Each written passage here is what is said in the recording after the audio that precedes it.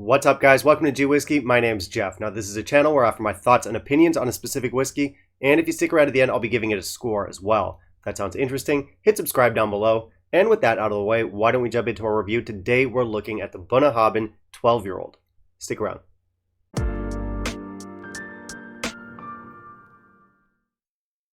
So, we've got a Bunnahabhain with us today. We're looking at the 12-year-old, and you know, it's kind of funny. We haven't touched on much Bunnahabhain on this channel. I've done dozens and dozens of videos, and I think this is only the second Bunnahabhain for me to review. And the reason I think that's strange is that I absolutely love Bunnahabhain. I think they're one of the best distilleries just at all. Of course, that's not to say that they don't have any dud whiskeys out there. They certainly do, but those ones are pretty few and far between. I would say the vast majority of the stuff they put out is top tier stuff. Not only that, it's very unpretentious and affordable. And our 12 here has been a staple in my collection basically since I got started, since the beginning of my whiskey journey, if you will.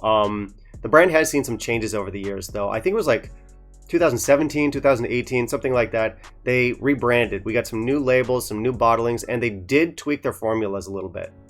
And the 12 and the 18-year-old both saw minor alterations to their profile, much to the chagrin of whiskey nerds everywhere. Now, they may or may not have had good reason to complain, and we'll touch on that in a second. Anyway, our 12-year-old here has been matured in a combination of sherry and bourbon barrels, and Bunnahabhain tends to not use peated whiskey for the majority of their core range. They have a few expressions that do, but the vast majority of them unpeated malt. That being said, there are a lot of people out there who swear they get little hints of smoke or little hints of peat in the Bunnahabhain profile, and I can see that. For me, Bunnahabhain 12 has always been a bit of a classic sherried whiskey with an island twist to it. We get those wine tannins, we get those sweet red fruits from the sherry casks, but we also have sort of a salty, rugged, maritime twist from the island profile. And that profile actually makes Bunnahabhain a bit of an oddball amongst its peers because usually Islay whiskeys are all about peat. I can only think of two distilleries that actually consistently give us unpeated whiskeys from the Islay region. That's going to be, of course, Bunnahabhain here, and we also have Bruichladdich. Now, as I mentioned, Bunnahabhain does have some peated releases, and Bruichladdich has Port Charlotte. Anyway, back to our 12 here. This is, as I said, bourbon and sherry matured. It's got an island profile. It's got an age statement. That sounds like a combination of things that I'm going to like. So why don't we hop into a review of this one, see what our whiskey's all about, and in the meantime, if you can kindly leave a like down below, that'd be greatly appreciated.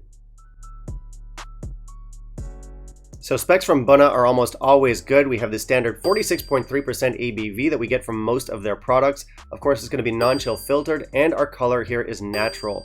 Bunnahabhain knows what they're doing. Obviously, we can't make out the color in our whiskey here. I like the new label design. Like I said, I think it came out in like 2018 or something. I think it looks great. I think it walks that fine line between modern and traditional. We have a nice stylish label here. We got that squat bottle, but it does maintain a bit of an old school appeal. Presentation score here is going to be 4.5 out of 5. We get some good info. It says non-chill filtered and natural colored front and center on the label. We've got small batch distilled up here. No, it isn't. A bit of fluff, some tasting notes on the back, pretty standard. Overall, good transparency. Like I said, a little bit modern, a little bit traditional. Nice masculine look to the bottle. Looks great. Let's try our nose. Nice. Thick sherry. I'm getting some oranges, earth, nuts, chocolate, sea air in here. We also have some caramel, some marzipan, some toffee, some berries, and some oak spice. This is very rich, very sophisticated for a 12-year-old. Let's try the palate.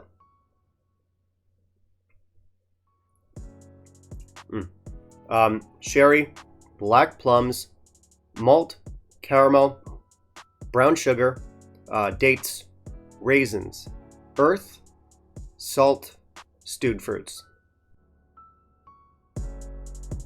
Now the finish.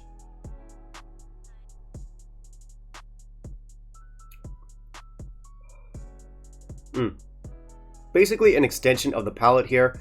Brown sugar, oak spice, nutmeg, earth, mocha, some like browned toast, some red fruits, and some sweet plums. This is medium in length, but very full, very complex. I mean, I don't think I'm surprising any of you at this point when I say I absolutely love this stuff. I think it's fantastic. Not only that, it punches above its weight. Very few entry-level whiskeys offer us the mouthfeel, the balance, or the complexity that we're getting here. Very rich, mouth-coating texture here. I love how it fires off flavor receptors all around your mouth. We also have that earthy element that I absolutely love in Bunnahabhain, and we have some rich textured sherry. The flavors in here almost have a grainy texture to them, which is hard to explain, but it's there. I do think this stuff is different from the old Bunnahabhain, but it's an odd situation. Usually when brands tinker around with their formulas, the quality goes downhill, the quality takes a hit. Usually there's some cost-cutting measures involved, and things just aren't quite what they used to be. And I'm not kidding when I say that honestly doesn't seem to be the case here. This is different from the old 12, but it's more of a step sideways than it is a step down, and depending on your personal taste, you might actually like the new one better. As far as I'm concerned, I personally prefer the older ones, and I swear I'm not being an old whiskey curmudgeon. Not everything was better back in the day. Just most things. But not the case here. I think the new one is a little bit more sherry forward. By contrast, the older one had more earthy notes. You had stuff like soil notes and mushroom notes in there, and I thought that was pretty cool. But the new one basically has the same level of quality. It's just the notes have shifted a little bit, and like I said, that really just depends on your preference. I have a friend that much prefers the newer bottlings, so you know, I'll still take it as a win. Rarely does this happen in the world of whiskey where we get a rebranding, the brand tinkers with their formulas, but the new product is equal in quality to what came before it. That almost never happens, so well done. And I've done a side-by-side with the old Bunnahabhain 12 and the new one.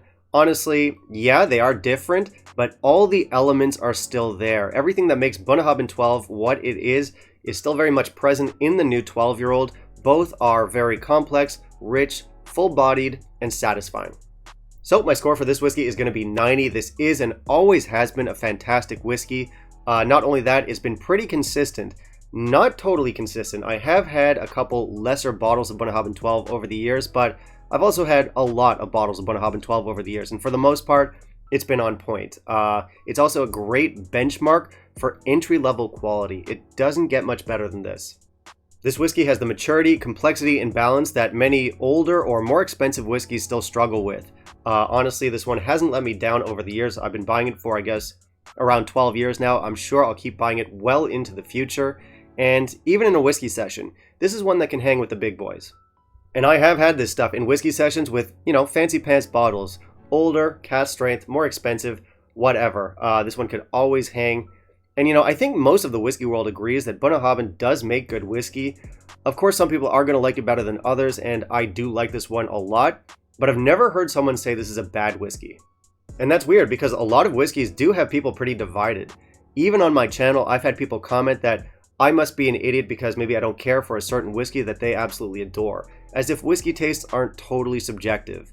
But they actually don't seem too subjective with Bunnahabhain 12. Almost across the board, everyone is at the very least okay with this whiskey, or they really like it. I don't think I've ever heard anyone totally badmouth Bunnahabhain 12. Have you guys? Excellent value on this bottle. It's age stated, it's naturally presented, it's affordable, and it's delicious. I don't think people realize how rarely all of those things come together in the whiskey world. Not only that, I think this is one of the finest entry-level expressions on the market just ever. So buy the 12-year-old, buy the 18-year-old, try their no age stated stuff. Some of them are good, some of them you can skip, but it's a brand that's worth exploring, and our 12-year-old here is the perfect entry point. It's a quality whiskey that introduces you to the brand's core flavors, and it doesn't break the bank. So I'm a huge fan. Obviously this one comes very highly recommended, and unless you have some kind of weird aversity to a certain flavor in this, like I said, I can't imagine anyone not liking this whiskey. It's gorgeous stuff, and it's fantastic bang for buck.